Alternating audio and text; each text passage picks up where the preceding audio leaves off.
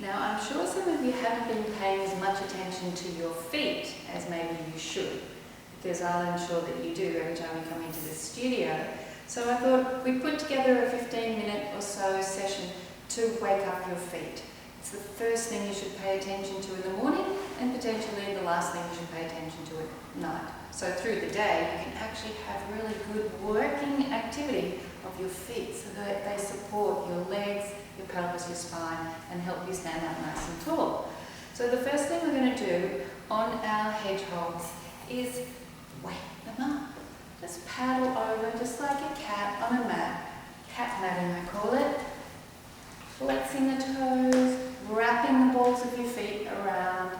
Yeah, it will feel a bit uncomfortable for some of you, and for some of us we haven't done it for a while. So you'll walk out to the side of the domes, getting into that middle mid-foot where your plantar fascia is, and it gets extremely tight, and then it has a hissy fit and you end up with plantar fasciitis. So let's avoid things like that by keeping flexibility and tone in all muscles and ligaments and tendons of the feet. And you'll notice when you go back, when you walk the pads of your feet back, it's a little more squishy. So we'll get back to that getting more cushioned later on, but notice how it feels underfoot as you walk to different parts of your feet. So it's like I'm walking forward over my domes, getting to the front of the heel, the middle of the heel, and then the back of the heel. Now I'm at the front of the domes on the back part of my heel, hinge back, and I'm hanging onto a bar. You can hang onto a chair, or you can lean against the wall. You can just have your back to the wall. But I'm hinging at the hips. My toes are up. It does not feel too pleasant because I never pay attention to that part. But we're trying to stimulate the bone here and get some circulation happening. And that's why the ends of our heels get really hardened in the skin because we're not allowing the blood flow to the area. So push it forward, hinge, hinge, hinge, hinge, hinge, hinge, hinge, and then stepping to the inside of the back part of the heel, the inside, so you feel a little bit knock-kneed. And then we're going to rock and roll from side to side, softly bending the knees. But as you do, keep thinking of lengthening all of your toes, your big toe all the way through to your little pinky one. Da-da-da-da-da-da-da-da. Feel it waking up through your hips and your spine and your neck and your head. Now we're going to go to the outside of the middle part of the heel. So that means you'll invert your foot a little bit, so a little bit bow-legged. But we're still on the heel, so we're on the middle part of the heel. And we go in a bit of a slow waltz to the side, a slow waltz to the other side, and down and up through the gully to the mountain, down and up, and braid your way through it. But all the time, you're placing your weight onto the outside of your foot. And if you're hanging on to a stable surface, you can do a little bit of pulling away and pulling in, pulling away, pulling in, but keeping the weight on the outside of your feet. You might not like me after this next one, but luckily I'm not in the same room. We're going to keep on the outside theme of the foot, outside, but move forward. So we're just at the front of the front part of the ball of your foot here. So it's basically there. Just here's my ball of the heel, and we're just in front of it on the outside. So it's the base of the metatarsals.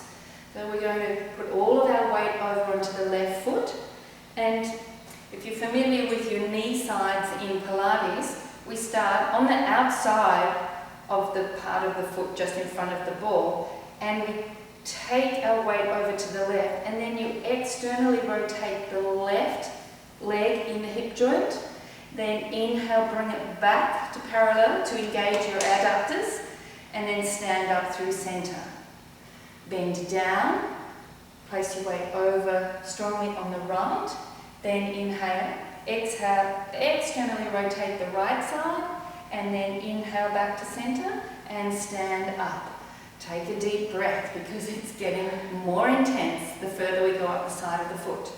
Now we're going to move to the part of your foot that needs to rotate when we walk. So you can step off your domes for a little bit. This will give you encouragement.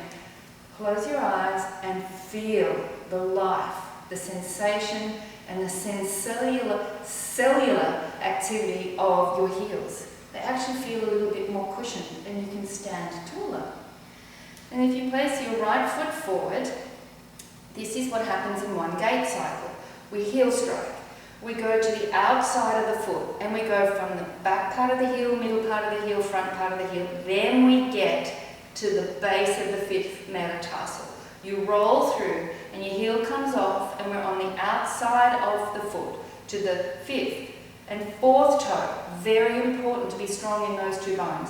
Then we cross through the third, the second and the first toe and place the whole foot down as we grip with the toe, and then we heel off with the other, and then we come forward and so forth.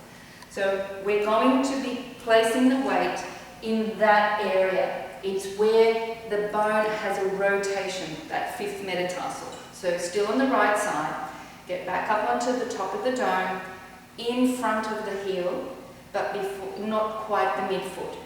Then you gently step up, put your weight onto your bar or device of support, and the other foot curled over the dome, just so that you're doing something with the other foot, and put all of your weight onto that right foot. So we're inverted and down on there. It's painful. You won't break your bones. You need to stimulate the blood flow in here. We need to be kind, or cruel to be kind, to strengthen the bone. 5, 4, 3, 2, 1, and step it away. Coming off there, breathe. Now we're going to do the left side. So turning the outside of that left foot onto the middle of the dome, and you will feel it. There's like a correct spot. It's where there is a bony protuberance out to the side on the lateral border of your foot. So the right foot is just resting over the dome. You've inverted the foot and we've got our weight down, bearing down. Now you only go as far as you can, you know, as much pressure as you can put down for now, and ultimately you will yield. You will completely yield your body weight to the dome. I know you don't believe me. You think I'm causing grievous bodily harm, but it does get easier. 5, 4, 3, 2, 1, straighten your leg, and coming back off the dome, stand there, do your check-in.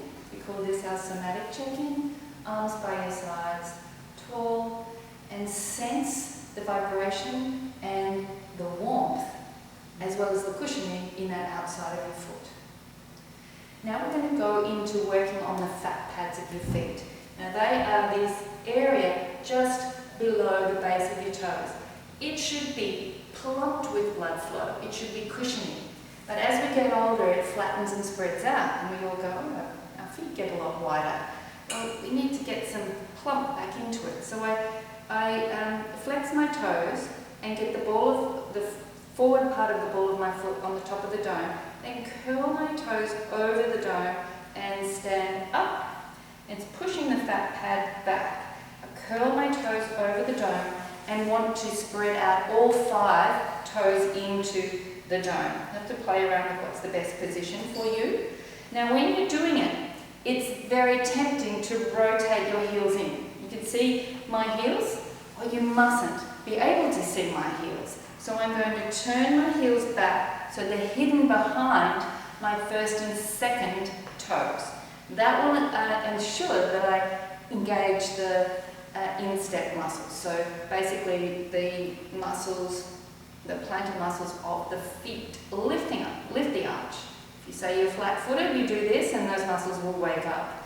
Send the heel behind you. It's like it needs to be hiding in the corner.